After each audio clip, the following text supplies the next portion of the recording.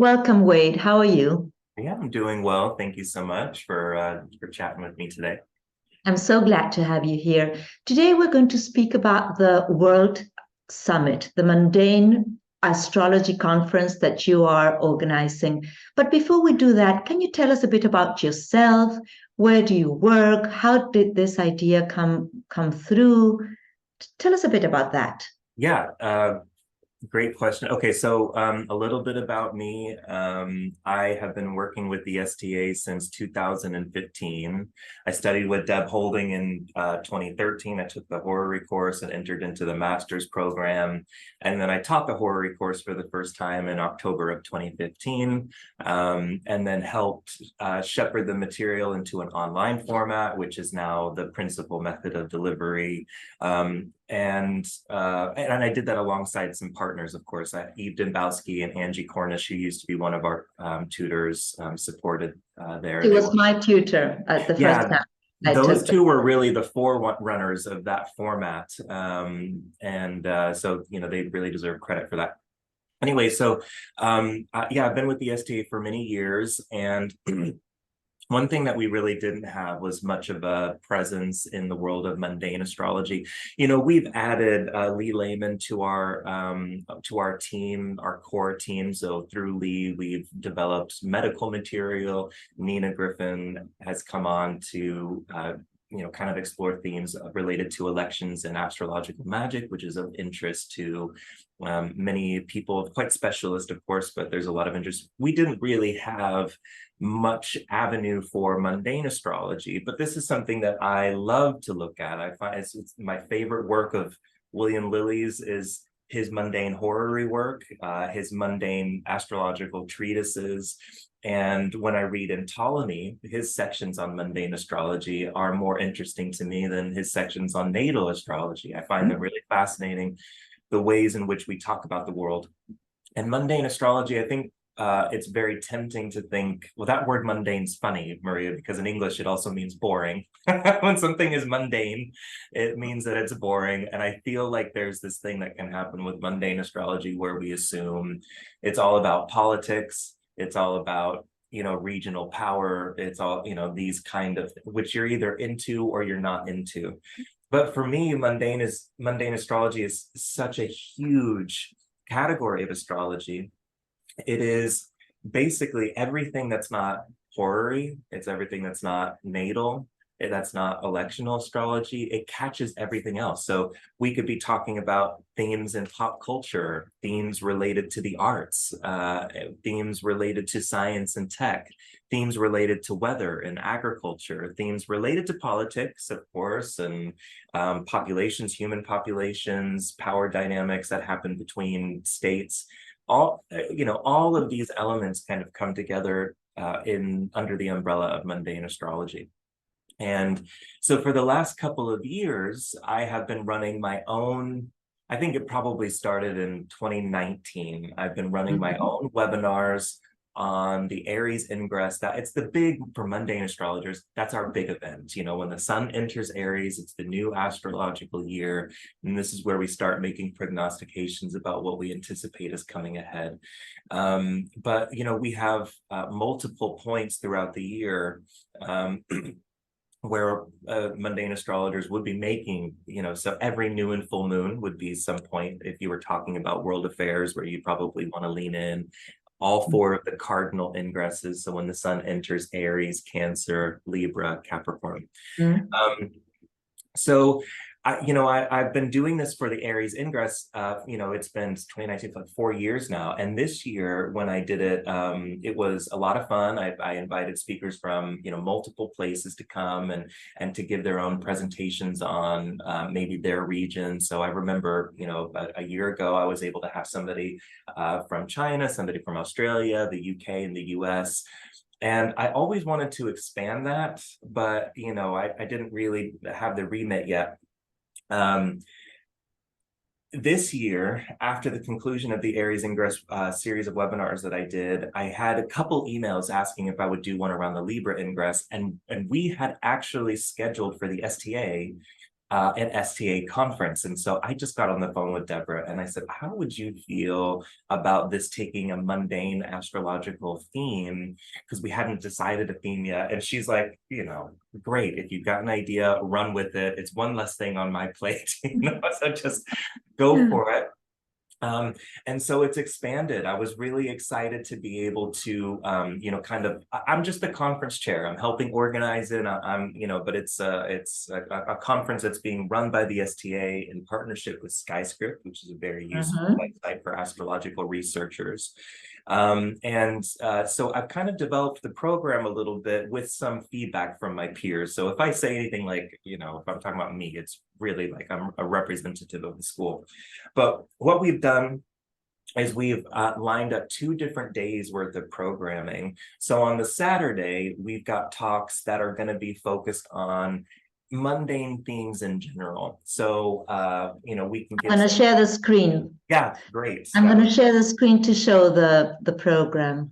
Okay, so wonderful. You have it. It will be held on the 23rd and 24th of September. And this is the presentation. Here we have the program. Yeah, so if you open that up, actually. And I'm so grateful for you because you included me in this. And I'm grateful because also this is something that is so new and so unexpected. For instance, I'm going to be talking about the Argentinian presidential elections, looking at the eclipse and and this is something that is new for me. Yeah. I mean, of course I do it in the Spanish speaking world, but this is the first time I'll be able to speak about something like this. Well, you know, there's so much interest. So, you know, what we've done on this is we've created 2 different days. So on the Saturday, the talks are going to be general mundane themes. So you can see we've got Mari Garcia, for instance, talking about how Mars often acts as a trigger in mundane events. Eve is going to talk about pandemics and Saturn-Jupiter conjunctions. Owner Doser is going to talk about an Ottoman astrologer who wrote a masterpiece of which included themes on mundane astrology. Christine Skinner is talking about cycles in property and commodity prices. So there's quite a few. These are just very general topics related to mundane astrology, and we've got a good set of presentations. One that I'm really excited about, if you could scroll down a little bit, there at the bottom, is that we've got a panel being held by Sam Reynolds and Lindsay Turner, where they're talking about world trends in religion and how the astrology kind of reflects how religion is shifting based on astrological, or as seen through an astrological lens. You know, this is something that the, you know, ancient mundane astrologers spent a lot of time talking about. The religious world had greater influence, I think, than it might today. And so, you know, this has fallen off, but I'm excited to have that back. If you scroll down maybe 2 more pages, then we come into the Sunday schedule and the Sunday program. And the Sunday program is all focused on, go ahead and just stop anywhere there. So, not here. No, scroll up. Yeah, you're there. Just scroll up a little bit. You can, I have to say that the presenters are impressive. I mean, I can't believe I'm part of this conference. So you'll see that what we have on the Sunday are regional forecasts from local astrologers who work in that region. They're already publishing astrological prognosticate. So, you know, the theme for us was, we don't want anybody, you know, to just be, you know, breaking out for the first time. And we want people who are already doing the work. For the last 6 to 12 months, we can find evidence that they're already publishing on this theme. They're doing their own work. They have, you know, this isn't new for them. So Mari Garcia is going to be talking about the power dynamics between Australia, China, India. Rod Chang to talk about what's going on with China and East Asia. I've been working with 2 economists in Kenya, and they've agreed to speak on agricultural and social themes related to Kenya and Ghana. And they're not astrologers, but they have an interest. They are hobbyist astrologers, and they have a deep interest in it, and they follow astrology, and they've been such supporters of the astrological community.